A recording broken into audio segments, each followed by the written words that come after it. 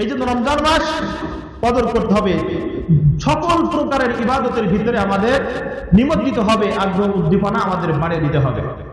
সম্মানিত হাজিরিন, এবং এই রমজান মাস যখন আসবে তখন দান সদকার হাতকে আমাদের প্রসারিত করে দিতে হবে, বেশি বেশি আল্লাহর রাস্তায় দান করতে হবে।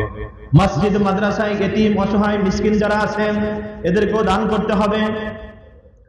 ওয়া বাইয়িনাতিন মিনাল হুদা, এরপর আল্লাহ বলেন কোরআন হলো সুস্পষ্ট পথ প্রদর্শনকারী, যার ভিতরে কোনো বক্রতা নাই, যার ভিতরে কোনো সমস্যা নাই। সিরাতে মুস্তাকিম, সরল সোজা পথ এই কোরআন বিশ্বের মানুষকে দেখিয়ে দিবে। অল ফুরকান, এবং কোরআন হলো হক এবং বাতিলের মাঝখানে পার্থক্যকারী একটা ঐশী বাণী, অর্থাৎ কিতাব।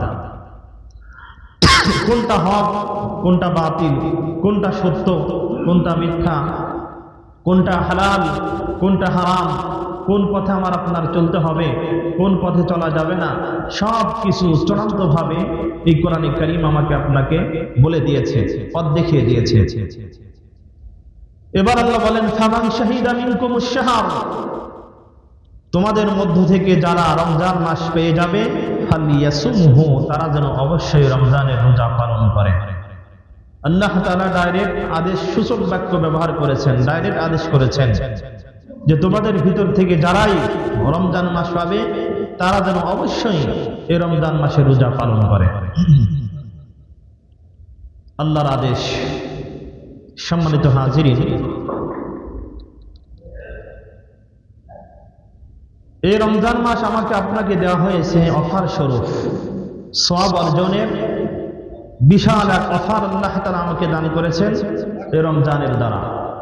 আমি আপনি এই রমজান মাসকে যত বেশি কদর করতে পারবো তত বেশি আমি আপনি আল্লাহর কাছে কদর হতে পারবো, আল্লাহ তাআলার কাছে আমি আপনি দামি হতে পারবো। আর রমজান মাসকে যদি হেলাই খেলাই,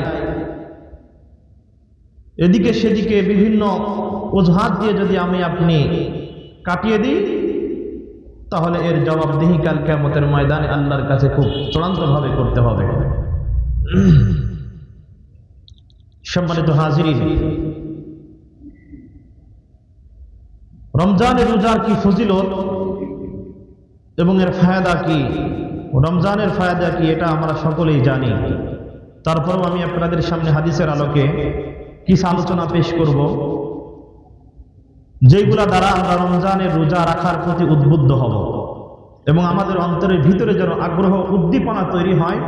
সেই জন্যই আমরা নবীজি সাল্লাল্লাহু আলাইহি সাল্লামের কিছু হাদিস পেশ করব এবং আমরা আমলের নিয়তে শুনব। আর আবি হুরায়রা রাদিয়াল্লাহু তাআলা আনহু আন্নাহু قال, নবীজি সাল্লাল্লাহু আলাইহি সাল্লামের প্রাণপ্রিয় সাহাবী হযরত আবু হুরায়রা রাদিয়াল্লাহু তাআলা থেকে বর্ণিত হাদিস, তিনি বলেন قال রাসূলুল্লাহ সাল্লাল্লাহু আলাইহি ওয়াসাল্লাম, আমার আপনার প্রিয় নবীজি মুহাম্মদুর রাসূলুল্লাহ সাল্লাল্লাহু আলাইহি ওয়াসাল্লাম বলেছেন, কুল্লু আমাল ইবনে আদম ইউযাফুল হাসানাতু বিআশরি আমসালিহা, আদম সন্তানের প্রত্যেকটি আমলের সওয়াবকে 10 গুণ থেকে 700 গুণ পর্যন্ত বাড়িয়ে দেওয়া হয়। জোরে বলেন সুবহানাল্লাহ। আমি আপনি সহ দুনিয়াতে যত মুসলমান আছে, ইমানদার বান্দা বান্দি আছে, এই সমস্ত মুসলমান ইমানদার বান্দা বান্দি যত ভালো কাজ করুক না কেন, প্রত্যেকটি ভালো কাজের কারণে রব্বুল আলামিনের পক্ষ থেকে 10 গুণ থেকে 700 গুণ পর্যন্ত সওয়াবকে বাড়িয়ে দেওয়া হয়। জোরে বলেন সুবহানাল্লাহ। তাহলে আমি আপনি যত ভালো কাজ করি, প্রত্যেকটা ভালো কাজের সওয়াবকে আল্লাহ তাআলা 1 গুণ দেন না, বরং ইখলাস অনুপাতে, নিয়ত অনুপাতে 10 গুণ থেকে 700 গুণ পর্যন্ত আল্লাহ তাআলা ওই একটা আমলের সওয়াবকে বাড়িয়ে দেন। সুবহানাল্লাহ ওয়া বিহামদিহি। قال الله تعالى, এবার আল্লাহ বলেন ইল্লা সাওম, কিন্তু রোজার বিষয়টা হলো ভিন্ন। ফাইন্নাহু লি, কেননা রোজাটা শুধুমাত্র কেবলমাত্র আমার জন্যই রাখা হয়। রোজার ভিতরে কোনো লৌকিকতা নাই, রোজার ভিতরে কোনো রিয়া নাই। কারণ রোজা এমন একটি আমল যে রোজার ভিতরে মানুষ ইচ্ছা করলে রোজা ভাঙতে পারে, ঘরের জানালা দরজা অফ করে দিয়ে সে খাবার খাইতে পারে, এতে কেউ দেখবে না, কেউ তাকে বাধা দিবে না। কিন্তু এত সুযোগ থাকা সত্ত্বেও সে রোজার ভাঙে না কেন? আল্লাহর ভয়ে। আবার কোন ব্যক্তি পুকুরের ভিতরে গোসল করতে নেমেছে, গোসল করতে গিয়ে তার ইচ্ছা যদি হয় তাহলে সে এক ঢোক পানি ডুব দিয়ে খেতে পারে, এই সুযোগ তার জন্য রয়েছে। কিন্তু সে খায় না কেন? আল্লাহর ভয়ে। কারণ সে তার মনে মনে জানে, সে বোঝে যে আমি পানির নিচে কেন, সাত তাবক জমিনের নিচে যেও যদি আমি কোনো কিছু খাই, কোনো কিছু পানি যদি করি, তাহলে আল্লাহ রাব্বুল আলামিন দেখবেন এবং আল্লাহ আমার কাছে জবাবদিহি করবেন। এই জন্য একজন বান্দাবান্দি রোজা রাখে, তো রোজার ভিতরে কোনো লৌকিকতা নাই, রিয়া নাই। এই কারণে আল্লাহ বলেন ফাইল্লা সাওম ইল্লা সাওম, রোজা নামক আমলটা একটু ভিন্ন। ফাইল্লাহু লি, নিশ্চয় রোজাটা আমি আল্লাহর জন্যই রাখা হয়। ওয়ানা আজজি বিহি, আর এই রোজা রাখার পরে আমার বান্দা বান্দি যখন কিয়ামতের ময়দানে আমি আল্লাহর কাছে এসে সাক্ষাৎ করবে, তখন এই রোজার সওয়াব আমি আল্লাহ আমার বান্দা বান্দিদেরকে নিজ হাতে দান করব। জোরে বলেন সুবহানাল্লাহ। অন্য আমলের সওয়াব ফেরেশতাদের মাধ্যমে দেওয়া হবে, আর রোজার প্রতিদান, রোজার সওয়াব সরাসরি আল্লাহ নিজ হাতে বান্দার হাতে ধরাই দিবেন। সুবহানাল্লাহ ওয়া বিহামদিহি। সম্মানিত হাজিরিন, এবার আল্লাহ বলেন ইয়াদউ শাহওয়াতাহু ওয়া তুআমাহু মিন আজলি, আমার বান্দা বান্দি আমি আল্লাহকে সন্তুষ্ট করার জন্য, আমি আল্লাহকে পাওয়ার জন্য সে তার উপবৃত্তিকে দমন করেছিল, সে তার নফসের চাহিদাকে এড়িয়ে চলেছিল এবং খাবার পানীয় যা কিছু আছে সব কিছু থেকে সে এড়িয়ে চলেছিল মিন আজলি, আমি আল্লাহর সন্তুষ্টির কারণে। সুবহানাল্লাহ, জোরে বলেন। এবার নবীজি সাল্লাল্লাহু আলাইহি ওয়াসাল্লাম বলেন লিসাইমি ফারহাতানে, একজন রোজাদার বান্দা বান্দির জন্য দুইটা আনন্দের মুহূর্ত রয়েছে। কয়টা বলেন? রোজাদার বান্দা বান্দির জন্য এমন দুইটি সময় রয়ে গেছে যে দুইটি সময় রোজাদার বান্দা বান্দি মহা আনন্দ পায়। জোরে বলেন সুবহানাল্লাহ। এক নম্বর ফারহাতুন ইনদা ফিত্রিহি, সকাল থেকে সন্ধ্যা পর্যন্ত একজন মানুষ রোজা রাখার পরে ইফতার নিয়ে যখন সে বসে যায়, তার সামনে যখন ইফতারের হরেক রকমের খাবার থাকে, এই খাবারগুলা নিয়ে যখন বান্দা বান্দি বসে যায়, তখন তার অন্তরের ভিতরে এক প্রকারের শান্তি অনুভব হয়। ঠিক কিনা? জোরে বলেন। ইফতারের সময় যারা রোজায় থাকে, ইফতার সামনে নিয়ে বসলে এক ধরনের শান্তি, এক ধরনের প্রশান্তি কিন্তু অন্তরের ভিতরে কি হয়? অনুভব হয়। সুবহানাল্লাহ বলেন। এই আনন্দ কারা অনুভব করে? যারা সারাদিন রোজা পালন করে তারাই। এটা আলাদা একটা ইমানের স্বাদ, এটাকে বলা হয় ইমানের মজা। যাদের ভিতরে ইমান আছে তারা নেক কাজ করার পরে শান্তি পায়, আনন্দ অনুভব করে। এরপর নবী সাল্লাল্লাহু আলাইহি ওয়াসাল্লাম বলেন ওয়া ফারহাতুন ইনদা লিকাই রাব্বিহি, আরেকটি আনন্দের মুহূর্ত রোজাদার বান্দা বান্দির জন্য রয়েছে যখন কিয়ামতের ময়দানে সে আল্লাহর কাছে যাবে।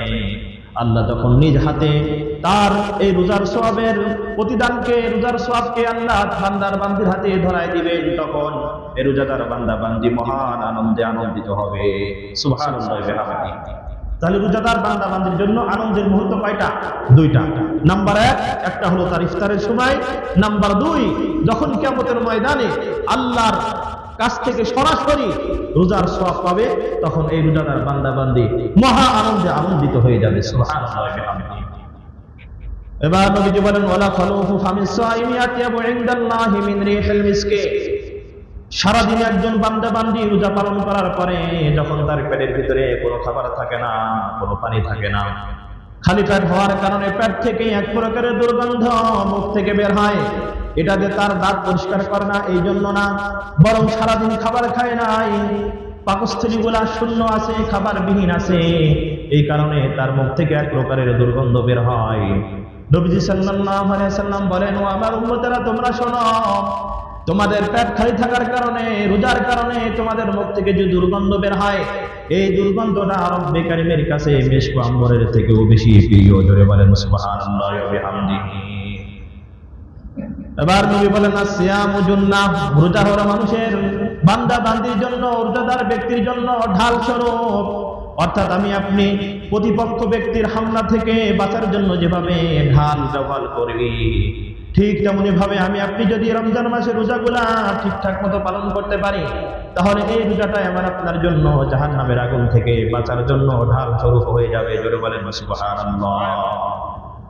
ফাইদা কানা ইয়াউমু সাওমি আহাদিকুম, এবার নবীজি বলেন রোজায় যখন তোমরা থাকবা, রোজা অবস্থায় তোমাদের পালনীয় কি কি তোমরা করবা, আমি নবীজি তোমাদের বলতেছি, ফাইদা কানা ইয়াউমু সাওমি আহাদিকুম ফালা ইয়ারফাস ওয়ালা ইয়াবখাস, যখন তোমরা রোজা অবস্থায় থাকবা তখন তোমাদের মুখ থেকে যেন কোনো অশ্লীল কথাবার্তা বের না হয়, কোনো অনর্থক অহেতুক গীবত, শিকায়েত, চুগলখড়ি ইত্যাদি বিভিন্ন খারাপ কথা যেন তোমাদের মুখ থেকে বের না হয়। এবার নবীজি বলেন, ফাইন সাব্বাহু আহাদুন, ও রোজাদার বান্দাবান্দি তোমরা শোনো, রোজায় থাকা অবস্থায় অপর কোনো বান্দাবান্দি যদি তোমাদেরকে গালি দেয়, আও কাতালাহু, অথবা তোমাদেরকে যদি কটু কথা বলে, তোমাদেরকে যদি আঘাত করতে চায়, ফালিয়াকুল, তখন তুমি বলবা, ইন্নী ইমরুউন সাইমুন, হে ভাই তুমি আমাকে গালি দিতেছ, তুমি আমার সাথে কটু ভাষায় কথা বলতেছো, তুমি শোনো আমি তো রোজাদার, রোজায় আছে, সুতরাং তুমি আমাকে ভালো মন্দ বলিও না, তুমি আমাকে গালি দিও না। নবীজি সাল্লাল্লাহু আলাইহি ওয়াসাল্লাম এই পরামর্শ আমাদেরকে দিয়ে গেছেন। তাহলে রোজায় থাকা অবস্থায় কোনো অশ্লীল কথাবার্তা, কোনো গীবত, শিকায়েত, চুগলখড়ি, পরনিন্দা করা, যত ধরনের অশ্লীল কথাবার্তা আছে কোনো কথাবার্তা মুখ থেকে বলা যাবে না। এরপর নবীজি বলেন, তুমি তো বলবাই না, তোমাকে টার্গেট করে যদি কেউ বলে তাহলে তুমি তাকে উদ্দেশ্য করে বলবা, ভাই তুমি আমাকে কোনো কথা বলিও না, কারণ আমি তো একজন রোজাদার ব্যক্তি, তুমি আমাকে এভাবে খারাপ কথা বলতে পারো না। এটা হলো রমজান মাসের করণীয়। রোজায় থাকা অবস্থায় কি করতে হবে নবীজি সাল্লাল্লাহু আলাইহি ওয়াসাল্লাম বলেছেন।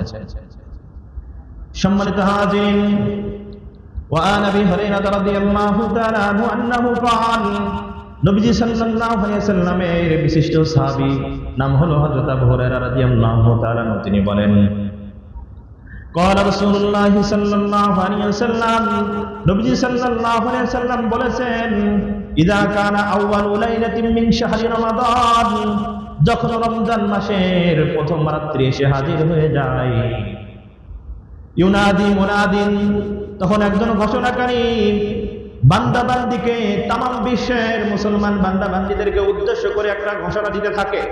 সে বলতে থাকে, ইয়া বাগিয়াল খায়রি আকবিল, হে কল্যাণ অন্বেষণকারীরা, হে সওয়াব অর্জনকারীরা, তোমরা অগ্রগামী হয়ে যাও, অর্থাৎ তোমরা সওয়াবের কাজ করার জন্য তোমরা প্রতিযোগিতা শুরু করে দাও। ওয়া বাগিয়াশ শাররি আকসির, এবং যারা গুনাহের ভিতরে লিপ্ত থাকে তাদেরকে উদ্দেশ্য করে বলতে থাকে, হে গুনাহগার বান্দাবান্দি, রমজান মাস চলে এসেছে আর তোমরা রমজান মাসের ভিতরে তোমরা গুনাহের ক্ষেত্রে অগ্রসর হও না, আর তোমরা গুনাহ করিও না, তোমরা থেমে যাও। আকসির, তোমরা কি যাও? থেমে যাও। এতদিন অনেক গুনাহ করেছো, আল্লাহর নাফরমানির ভিতরে লিপ্ত ছিলে, আর নয়, রমজান মাস চলে এসেছে, সুতরাং তোমরা এখন গুনাহ থেকে বিরত হয়ে যাও। এরপর নবীজি বলেন, ওয়ালিল্লাহি তাকাউ মিনান নার, আর রমজান মাসের প্রথম রাত্রি থেকে শেষ পর্যন্ত আল্লাহর পক্ষ থেকে অনেক বান্দা বান্দিকে জাহান্নাম থেকে চিরতরে মুক্তি দিয়ে দেওয়া হয়। সুবহানাল্লাহ, জোরে বলেন। ওয়াজালিকা কুল্লা লাইলাতিন, এভাবে রমজানের প্রত্যেক রাতে আল্লাহর পক্ষ থেকে যারা রমজানের মাসে রোজা পালন করে এবং রাত জেগে জেগে তাহাজ্জুদের নামাজ পড়ে, তারাবির নামাজ পড়ে, আল্লাহর ইবাদতের ভিতরে মশগুল থাকে, আল্লাহর পক্ষ থেকে এদেরকে ছাড় দিয়ে দেওয়া হয়, এদেরকে জাহান্নাম থেকে মুক্তি দিয়ে দেওয়া হয়। সুবহানাল্লাহ, জোরে বলেন। ওয়াফি রিওয়ায়াতিন উখরা, হাদিসের অপর বর্ণনা এসেছে, আন আবি হুরায়রা রাদিয়াল্লাহু তাআলা আনহু আন্নাহু ক্বাল, নবীজি সাল্লাল্লাহু আলাইহি ওয়াসাল্লাম বলেন, নবীজির সাহাবী হযরত আবু হুরায়রা রাদিয়াল্লাহু তাআলা বলেন, ক্বালা রাসূলুল্লাহ সাল্লাল্লাহু আলাইহি ওয়াসাল্লাম, আমার আপনার হৃদয়ের স্পন্দন, আকে নামদার তাজাদের মদিনা, জনাবে মুহাম্মদ রাসূলুল্লাহ সাল্লাল্লাহু আলাইহি ওয়াসাল্লাম বলেছেন, লিকুল্লি শাইইন যাকাতুন, প্রত্যেকটা জিনিসের যাকাত আছে, ওয়া যাকাতুল জাসাদি আস-সাওম, আর মানুষের শরীরকে পবিত্র করার যাকাত হলো রমজান মাসের রোজা পালন করা। অর্থাৎ যাকাত দেওয়ার দ্বারা যেভাবে আমার আপনার মাল পবিত্র হয়, ঠিক তেমনি ভাবে আমার আপনার অন্তরের ভিতরে যেই কলব আছে, অন্তর আছে, হৃদয় আছে, এই কলবটাই অন্তরটাও রমজানের রোজা রাখার দ্বারা পবিত্র হয়ে যায়। জোরে বলেন সুবহানাল্লাহ। আর এই অন্তরকে পবিত্র করার জন্যই মূলত আল্লাহ তাআলা এই রমজান মাসে রোজাকে আমার আপনার জন্য ফরজ করেছেন। লিকুল্লি শাইইন যাকাতুন, প্রত্যেকটা জিনিসকে পবিত্র করার একটা মাধ্যম আছে, একটা জিনিস আছে, ওয়া যাকাতুল জাসাদি আস-সাওম, আর মানুষের আত্মা নামক যে জিনিসটা আছে এটাকে পবিত্র করার মাধ্যম হলো আস-সাওম তথা রোজা। সুবহানাল্লাহি ওয়া বিহামদিহি। وفي رواية أخرى حديث أخر بننا এসেছে عن أبي هريرة رضي الله تعالى عنه أنه قال নবীজি সাল্লাল্লাহু আলাইহি ওয়াসাল্লামের সাহাবী হযরত আবু হুরায়রা রাদিয়াল্লাহু তাআলা থেকে বর্ণিত, তিনি বলেন قال رسول الله صلى الله عليه وسلم, আমার আপনার প্রিয় নবীজি বলেছেন, মান সামা ইয়াওমান ইবতাগা ওয়াজহিল্লাহ, আল্লাহর কোন বান্দার বান্দি যদি আল্লাহকে সন্তুষ্ট করার জন্য, আল্লাহর নৈকট্য লাভের জন্য যদি একটা রোজা রাখতে পারে, বা'দাহুল্লাহু আন জাহান্নামা, তাহলে রব্বে কারীম ওই রোজাদার বান্দা বান্দির থেকে জাহান্নামকে এত দূরে সরিয়ে দেন, কাবুদি গুরাবিন তাইরিন ওয়া হুয়া ফারহুন হাত্তা মাতা হারিমা, একটা কাক তার জন্মের পর থেকে নিয়ে মৃত্যু পর্যন্ত উড়ে যত দূর পর্যন্ত যাবে ঠিক তত দূর পর্যন্ত আল্লাহর পক্ষ থেকে রোজাদার বান্দা বান্দির থেকে জাহান্নামকে দূরে সরিয়ে দেওয়া হয়। জোরে বলেন সুবহানাল্লাহ। একটা কাক তার জন্মের পর থেকে নিয়ে একদম মৃত্যু পর্যন্ত যতটা পথ সে উড়াল দিয়ে অতিক্রম করতে পারবে, নবী আলাইহিস সালাতু ওয়াস সালাম বলেন, কোন বান্দা বান্দি যদি আল্লাহকে সন্তুষ্টি করার জন্য, আল্লাহর নৈকট্য লাভের জন্য একটা রোজা যদি সে ঠিকঠাক মতো পালন করতে পারে, তাহলে তার থেকে আল্লাহ তাআলা জাহান্নামকে অতটা দূরে সরায় দিবেন। জোরে বলেন সুবহানাল্লাহ। সম্মানিত হাজিরিন, মুহাদ্দিসগণ লিখেছেন যে একটা কাক সে 1000 মাস পর্যন্ত বেঁচে থাকতে পারে। সুবহানাল্লাহ বলেন। 1000 মাস একটা কাকের বয়স সে বাঁচতে পারে। সুতরাং একটা কাক সে শুরু থেকে নিয়ে অর্থাৎ 1000 বছর 1000 মাস উড়াল দিয়ে যত দূর পর্যন্ত সে যেতে পারবে, একজন রোজাদার বান্দা বান্দি থেকে আল্লাহ তাআলা জাহান্নামকে তত দূরে সরাই দিবেন। সুবহানাল্লাহ।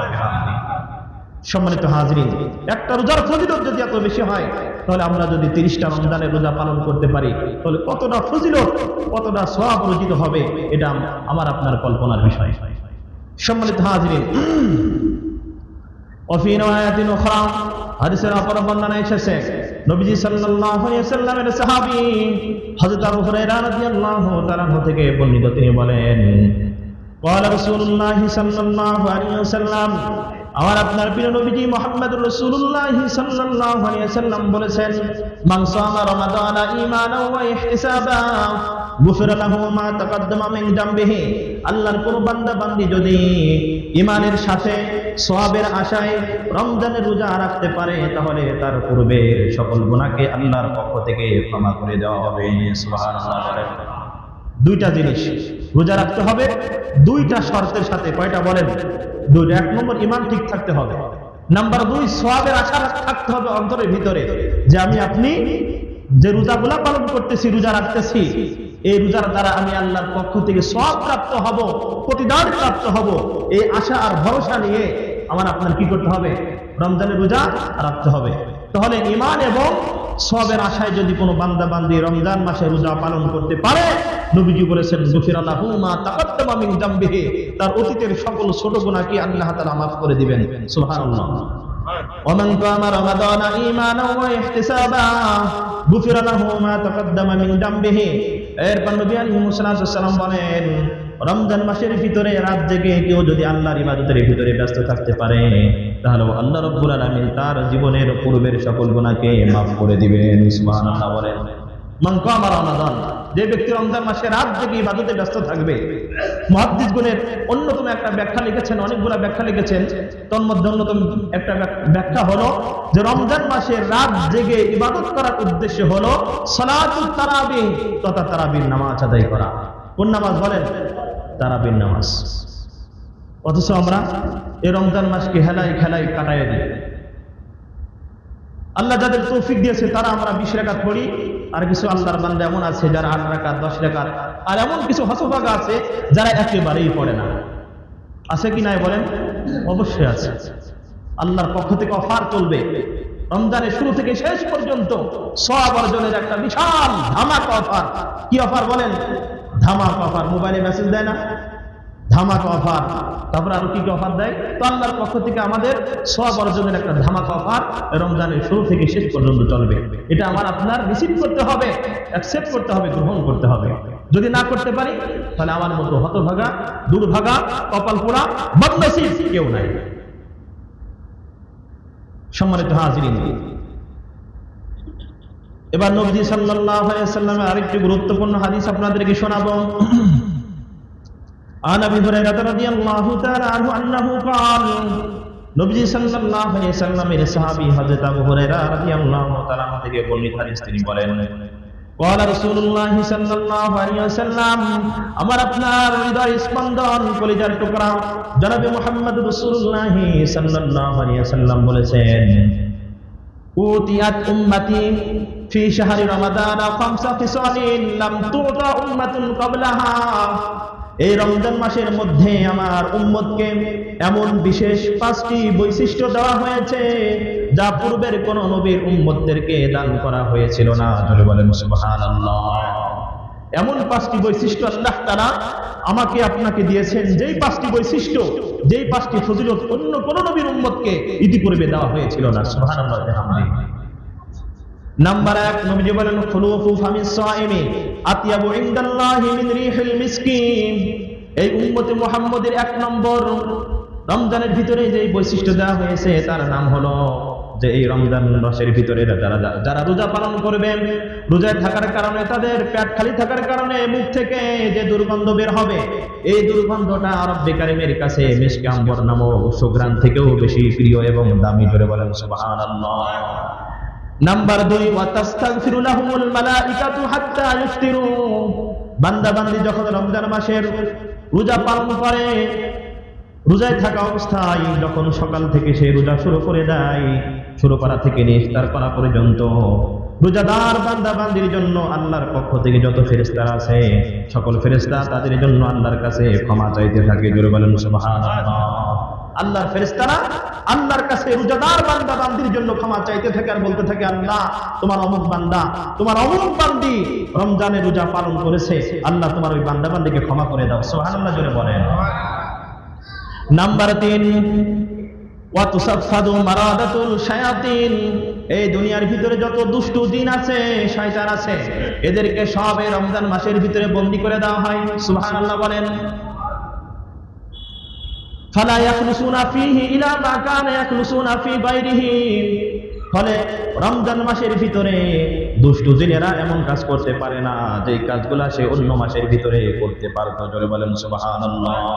শয়তান মানুষকে ধোঁকা দিয়ে বোকা বানিয়ে অন্য মাসের ভিতরে যেভাবে ধোঁকা দিয়ে গুনার ভিতরে লিপ্ত করাইতে পারত, এই রমজান মাসে এসে সেই কাজটা করতে পারে না। আল্লাহর পক্ষ থেকে নিষেধ করা হয়, এই কাজটা শয়তানের দেওয়া হয় না।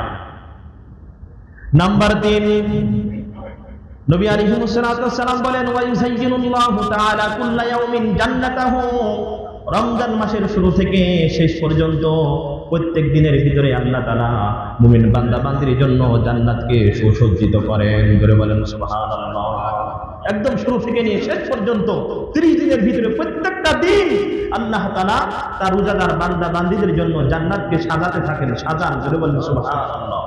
ইয়াকুলুলাহা, জান্নাতকে সাজাতে থাকেন আর বলতে থাকেন, ইউশিকু ইবাদিয়াস সালিহুন আন তুলকা মিনহুমুল মুনাতু ওয়াল আযা। হে জান্নাত তুমি শোনো, অচিরেই দুনিয়া থেকে আমার নেককার বান্দা বান্দিরা দুনিয়ার সকল ধরনের কষ্ট ক্লেশকে দূর করে সেখান থেকে বিরত হয়ে তোমার ভিতরে চলে আসবে। জোরে বলেন সুবহানাল্লাহ। জান্নাতকে সাজাতে থাকে আর বলতে থাকে, হে জান্নাত তুমি শোনো, আমার নেককার বান্দা বান্দিরা অচিরে অতি সত্বর দুনিয়ার সকল ঝুট ঝামেলা থেকে, দুনিয়ার বিভিন্ন কষ্ট ক্লেশ থেকে বিরত হয়ে বিদায় নিয়ে তুমি নামক চিরময় সুখের জায়গায় চলে আসবে। সুবহানাল্লাহ বলেন। সম্মানিত হাজিরিন, এভাবে রমজান মাসের ভিতরে আল্লাহর পক্ষ থেকে জান্নাতকে সুসজ্জিত করা হয় বান্দা বান্দির জন্য। এরপর নবী আলাইহিস সালাম বলেন 5 নম্বর, ওয়া ইয়াগফিরু লাহুম ফি আখিরি লাইলাতিন। এভাবে রমজান মাস যখন শেষ হয়ে যায়, রমজান মাসের শেষ রজনী যখন চলে আসে, তখন সকল রোজাদার বান্দা বান্দিদেরকে আল্লাহর পক্ষ থেকে ক্ষমার ঘোষণা দিয়ে দেওয়া হয়। জোরে বলেন সুবহানাল্লাহ। এই 5টি পুরস্কারের কথা নবী সাল্লাল্লাহু আলাইহি সাল্লাম বলার পরে কিলা নবীজিকে প্রশ্ন করা হলো, ইয়া রাসূলুল্লাহ সাল্লাল্লাহু আলাইহি সাল্লাম, হে আল্লাহর হাবিব, আহিয়া লাইলাতুল কদরি, যেই রাতের ভিতরে আল্লাহর পক্ষ থেকে রমজান মাসে যারা রোজা পালন করেছে তাদেরকে যে ক্ষমা করা হয়, এটা কি লাইলাতুল কদর তথা কদরের রাত? ক্বালা, নবীজি বললেন, না, সেটা কদরের রাত নয়, বরং ওয়ালাকিন্নাল আমিলা ইযা ইন্নামা ইউওয়াফা আজরাহু ইযা ওয়াজা আমালাহু, বরং নিয়ম হলো একজন পরিশ্রমিক ব্যক্তি, একজন দিন মজুরি যখন সে কাজ শেষ করে, কাজ শেষ করার পরে যখন সে তার মনিবের কাছ থেকে পরিশ্রম পায়, একটা দিন মজুর যিনি কি করে, সারাদিন মানুষের ক্ষেত খামারে কাজ করে, সে তার পারিশ্রমিক কখন পায় বলেন? যখন তার কাজ শেষ হয় তখনই তো পায়। তো নবীজি বলেন যে একজন রোজাদার বান্দা বান্দি আল্লাহর পক্ষ থেকে রমজানের শেষ রাত্রে পুরস্কার পায়। কিভাবে? যে সে যেহেতু পুরা রমজান মাসকে রোজার ভিতরে কাটিয়েছে, আল্লাহর ইবাদতের ভিতরে কাটিয়েছে, তারাবির নামাজের ভিতরে কাটিয়েছে, সুতরাং যেহেতু সে আল্লাহর দেওয়া বিধান পালন করেছে, এই জন্য রমজানের শেষ রাত আসার সাথে সাথে আল্লাহ তাআলা ওই রোজাদার বান্দা বান্দিকে ক্ষমার ঘোষণা দিয়ে দেন। সুবহানাল্লাহ। তার এই পাঁচটি বিশেষ বৈশিষ্ট্য, যেই বৈশিষ্ট্য শুধুমাত্র কেবলমাত্র আল্লাহ তাআলা আমাকে আপনাকে তথা উম্মতি মুহাম্মদীকে দান করেছেন, ইতিপূর্বে কোন নবীর উম্মতকে দান করা হয়েছিল না। সুবহানাল্লাহ বিহামদিহি। সম্মানিত হাজিরিন, এই জন্য রমজান মাসে রোজা আমাদের রাখতে হবে, অবশ্যই রাখতে হবে, হেলায় ধোলায়। এবং রমজান মাসে রোজা এবার অনেক সহজ, কারণ ঠান্ডা, এখনো সেই পরিমাণ গরমের আবহাওয়া আসবে না। গরম আস্তে আস্তে আমাদের রমজান আমাদের থেকে বিদায় নেবে। এই জন্য আমরা আজ থেকে দৃঢ় প্রতিজ্ঞাবদ্ধ হই, আজম জজম করি যে যত কষ্টই হোক না কেন, একটা মাস আল্লাহর পক্ষ থেকে দেওয়া বিধান আমি আপনি মানতে সচেষ্ট হবো, মানবো তো ইনশাআল্লাহ। এবং তারাবির নামাজ অবশ্যই আমরা পালন করব। দেখেন ভাই, মরণের কথা আমি আপনি কেউ বলতে পারি না, পারি? বলেন, কখন মরবো, কে মরবে, কে আগে মরবে, কে পরে মরবে, এই সিরিয়াল নাই। কিন্তু আমাদের আল্লাহর হুকুম মেনে যদি আমরা চলতে পারি তাহলে ওখানে সফলতা আছে, মরার পরে সফলতা আছে। আর যদি না মানতে পারি তাহলে কিন্তু আমাদের জন্য ব্যর্থতা এবং অসফলতা রয়ে গেছে।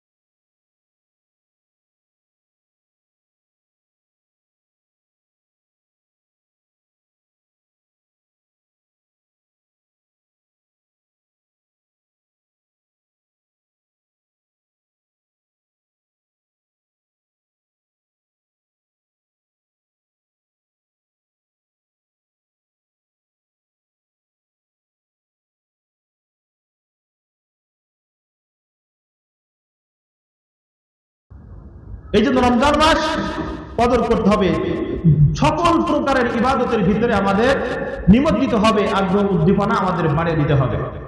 সম্মানিত হাজিরিন, এবং এই রমজান মাস যখন আসবে তখন দান সজ্জার হাতকে আমাদের প্রসারিত করে দিতে হবে, বেশি বেশি আল্লাহর রাস্তায় দান করতে হবে। মসজিদ, মাদ্রাসায় এতিম, অসহায়, মিসকিন যারা আছেন এদেরকেও দান করতে হবে। কারণ রমজান মাসের ভিতরে, রমজান মাসের 1 মিনিটের সময় অন্য সময়ের 70 বছরের সমান। ধরে বলেন সুবহানাল্লাহ। এত দামি একটা মাস, এই জন্য এই মাসের ভিতরে 1 টাকা দান করলে অনেক সওয়াব। অন্য মাসের ভিতরে 70 লক্ষ টাকা দান করলে যে পরিমাণ সওয়াব, আল্লাহ তাআলা এই রমজান মাসে 1 টাকা দান করলে সে সওয়াব দিয়ে দিবেন। সুবহানাল্লাহ বিহামদিহি। আগেই বলছি, এটা হলো রমজান মাসের ধামাকা অফার আমার আপনার জন্য। শুধু আমার আপনার রিসিভ করতে হবে, গ্রহণ করতে হবে। সম্মানিত হাজিরিন, আল্লাহর ঘর মসজিদে দান করা সম্পর্কে একটা হাদিস আপনাদের পেশ করব, যে হাদিসের ভিতরে নবী আলাইহিস সালাম কতটা সুসংবাদ দিয়েছেন। খুব মনোযোগ দিয়ে শুনবেন। আন আনাস ইবনে মালিক রাদিয়াল্লাহু তাআলা আনহু আন্নাহু قال, নবীজি সাল্লাল্লাহু আলাইহি ওয়াসাল্লামের প্রিয় সাহাবী হযরত আনাস বিন মালিক রাদিয়াল্লাহু তাআলা থেকে বর্ণিত হাদিস, তিনি বলেন, قال রাসূলুল্লাহ সাল্লাল্লাহু আলাইহি ওয়াসাল্লাম, আমার আপনার প্রিয় নবীজি মুহাম্মদ রাসূলুল্লাহ সাল্লাল্লাহু আলাইহি ওয়াসাল্লাম বলেছেন, মান আসরাজা ফি মসজিদিন সিরাজান, আল্লাহর কোন বান্দা বান্দি যদি মসজিদের ভিতরে একটা বাতির ব্যবস্থা করতে পারে, একটা লাইটের ব্যবস্থা করতে পারে। কিসের ব্যবস্থা বলেন? একটা লাইট, একটা বাতি। তাহলে তার ফজিলত কি খুব মনোযোগ দিয়ে শুনবেন। লাম তাজুলিল মালাইকাতু ওয়া হামলাতুল আরশি ইউসাল্লুনা আলাইহি। তাহলে আল্লাহর পক্ষ থেকে যত ফেরেশতা আছে সকল ফেরেশতা মণ্ডলী এবং বিশেষ করে আল্লাহর আরশ বহন করার কাজে নিয়োজিত যে সমস্ত ফেরেশতা আছে এই সমস্ত ফেরেশতারা ইউসাল্লুনা আলাইহি মসজিদের ভিতরে ওই বাতিল ব্যবস্থাকারীর জন্য রহমতের দোয়া করতে থাকে। সুবহানাল্লাহ। খুব ভালো করে বুঝবেন, একটা বাতি যদি কেউ ব্যবস্থা করতে পারে তার ফজিলত কি। আল্লাহর যত ফেরেশতা আছে মালায়েকা জমা বহুবচন, যত ফেরেশতা আল্লাহ তৈরি করেছেন সকল ফেরেশতা। এবার আল্লাহ রাসূল সাল্লাল্লাহু আলাইহি ওয়াসাল্লাম আবার পার্সোনালি ভাবে বলেছেন ওয়া হামলাতুল আরশ, আল্লাহর আরশ বহনকারী যে সমস্ত বিশাল গুরুত্বপূর্ণ ফেরেশতা রয়েছে যাদের মর্যাদা শ্রেষ্ঠত্ব অন্যান্য ফেরেশতাদের থেকে বেশি, তারা পর্যন্ত এই মসজিদে একটা বাতি দানকারীর জন্য রহমতের দয়ার দোয়া করতে থাকে। সুবহানাল্লাহ বিহামদিহি ওয়াস্তাগফিরুনা লাহু মা দামা যালিকাল যাও। শুধু রহমতের দোয়া করতে থাকে না, বরং আল্লাহর কাছে তারা বলতে থাকে আল্লাহ তোমার বান্দা বান্দি মসজিদে একটা বাতির ব্যবস্থা করে দিয়েছে, সুতরাং তুমি তোমার ওই বান্দা বান্দিকে ক্ষমা করে দাও। সুবহানাল্লাহ জোরে বলেন।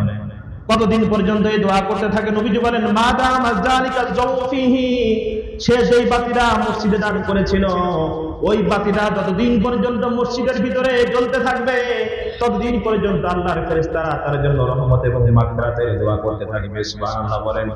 ওয়া ইন কানাসা গুবারাল মসজিদি, আর কোন বান্দা যদি মসজিদ থেকে ময়লা ফেলাইতে পারে, মসজিদ যদি ঝাড়ু দিতে পারে নাকাদাল হুরুল ইন, তাহলে এই মসজিদ ঝাড়ু দেওয়ার কাজটাই জান্নাতের ভিতরে হুর ইনদের সাথে যখন তার বিবাহ দেওয়া হবে এই বিবাহের মোহর হিসাবে তার এটা পরিগণিত হয়ে যাবে। জোরে বলেন সুবহানাল্লাহ।